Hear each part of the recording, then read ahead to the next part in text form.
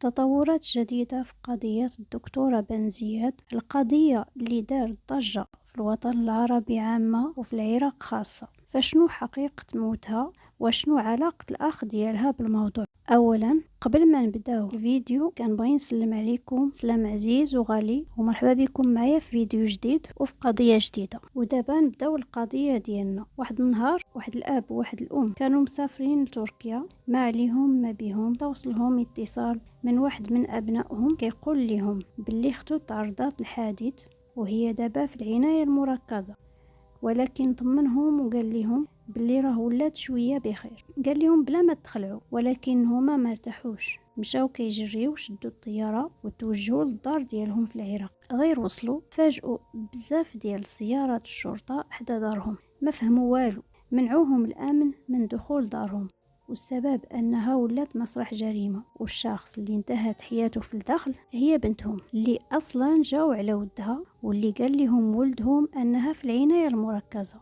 نهار 5 شهر 8 2025 تم نقل الدكتورة بنزياد لمستشفى الطوارئ مستشفى الجمهورية في العراق، بالضبط في البصرة. ملي فحصوها الأطباء لقاو فيها الآثار ديال الكدمات والضربات، الشيء اللي خلاهم يتأكدوا أنها تعذبات ديال بصح، وعاد تصفت ليها وتأكدوا أنها تقتلات بدون شك.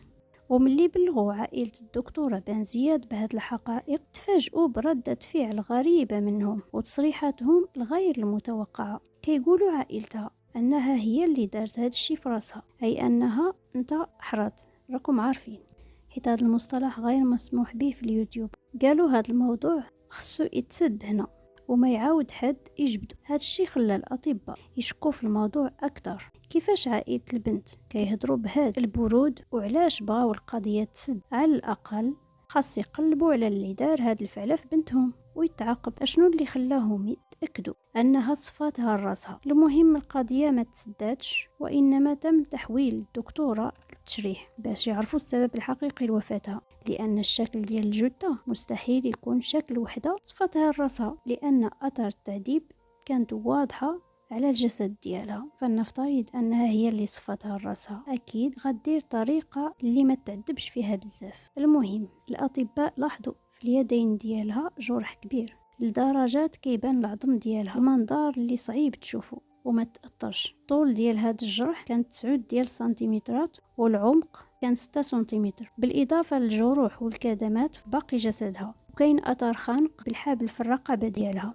واش في نظركم الإنسانة اللي جرحات يديها بداك العمق ودارت فيها هذيك الحالة وخسرت بزاف ديال الدم باقي غادي يكون عندها جهد باش تخنق راسها؟ مستحيل طبعا. كيقولوا الشرطة ملي رجعوا لمسرح الجريمة من بعد ما كانوا في المستشفى لقاوه تلاعب به شي حد، أي مسرح الجريمة، وشي أماكن تم تنظيفهم، والأدوات اللي تعذبات بهم الدكتورة بان ما لقاوهمش في أي مكان، سواء الحبل سواء الموس إلى آخره. حتى حاجة ما لقاوها في مسرح الجريمة. كان شي حد تعمد يخبيهم لسبب ما طبعا. عائلتها رفضوا تماما يتعاونوا مع الشرطة. الحاجة الوحيدة اللي قالوا حقا ما حقا بنتنا كانت مريضة نفسيا وهي اللي دارت داك الشي في راسها، لأن الحياة طلعت لها في راسها. الشرطة لاحظوا كذلك في باب الطواليت أعزكم الله مكتوب بدم الدكتورة بان جملة أريد الله، وعقلوا لي على هاد الجملة باقي غنرجعوا ليها. نتعرفوا بعدا على الدكتورة بنزياد، هي بنت في عمرها تقريبا شي 34 عام، قرات علم النفس وتخرجت كطبيبة نفسية، ولات خدامة في هذا المجال وعندها كليانها، ولات كتبان في قنوات وتشرح ليهم على الطب النفسي. دخلات للسوشيال ميديا وبدات تنصح الناس، ولات كتشهر شوية بشوية خاصة في التيك توك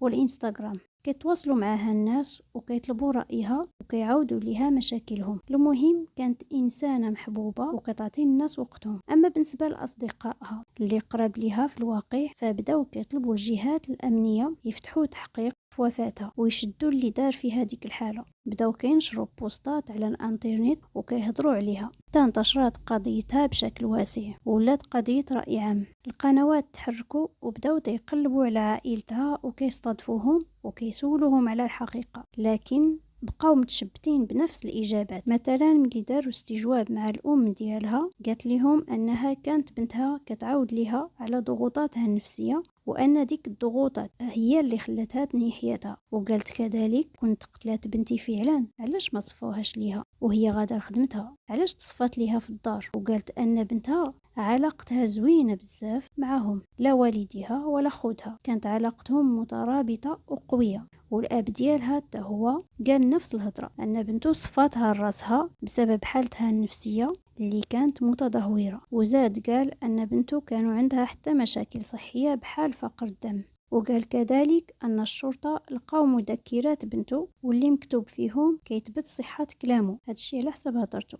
ولكن دوك المذكرات لحد الان ما هضروش عليها الشرطه ولا نشروها. اللي سولوه على سبب كلمة أريد الله قال حكا بنتي باينة كانت بغات تمشي عند الله، هذه هضرت والديها. ولكن الغريب أن حتى واحد من أصدقائها ولا المقربين ديالها ما تصرتاتش ليهم أن الدكتورة بان صفتها لراسها، وكذلك الأطباء اللي شافوا الجثة. هاد الناس خلاو كل شيء يصدق أن فعلا مستحيل تكون صفتها لراسها. المقربين منها أي أصدقائها كيقولوا أنها كانت كتبغي الحياة وفي أوج النجاح ديالها، وكيقولوا الأصدقاء ديالها كذلك أن الهضرة اللي قالوها والديها على ضغوطاتها النفسية لا أساس لها من الصحة، بالعكس كانت فرحانة بحياتها وبغات تزيد تحقق أحلامها. دابا نرجعوا لعلاقة خوها بالموضوع. كاع المقربين من الدكتورة بان كيتهموه أنه عنده علاقة بتصفيتها، وخا ما عندهمش أدلة واضحة، ولكن كيقولوا أنه كيتعاطى لداك الشيء اللي على بالكم أي الممنوعات. كيقولوا أنه طلب من أختو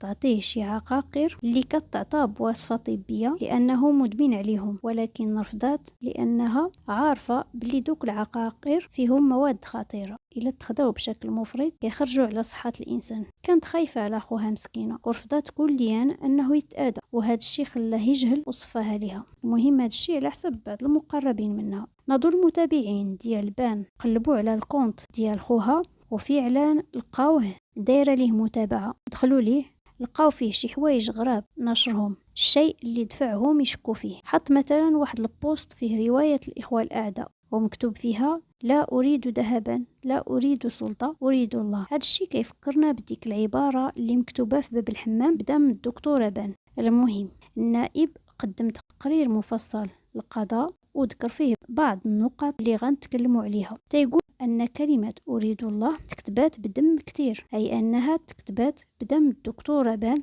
من بعد ما تجرحت داك الجرح العميق اللي في يديها. كيقول أنه مستحيل تكون الدكتورة هي اللي كتبتها، حيث الجرح كان عميق وما غاديش تكون قادرة تكتب وهي في ديك الحالة. نرجعوا نهضروا على داك الشيء اللي لقاو في صفحة خو الدكتورة بان. لقاو صورة لشخصية فريدي القاتل المتسلسل اللي كان كيتعمد يخلي جروح طويلة في أيادي الضحايا ديالو باش يبانوا للناس أنهم هما اللي صفوها لرسهم ماشي شي حد آخر. المهم النائب قدم بعض التصريحات الأخرى للقضاء. هضر على كاميرات المراقبة في مسرح الجريمة، قال أن شي حد خسرها في وقت ارتكاب الجريمة باش ما تصور والو، لأن ملي قلبوها الشرطة فعلا لقاوها خسرات بفعل فاعل. وكذلك النائب قال أن الحبل اللي تخنقت به تهز من مسرح الجريمة وشي حد خباه، وكذلك أن عائلة الدكتورة بان ما بلغوش بالجريمة بكري، أي عائلتها اللي كانوا في الدار قبل ما يوصلوا والديها من تركيا. وكيقول كذلك أن أهل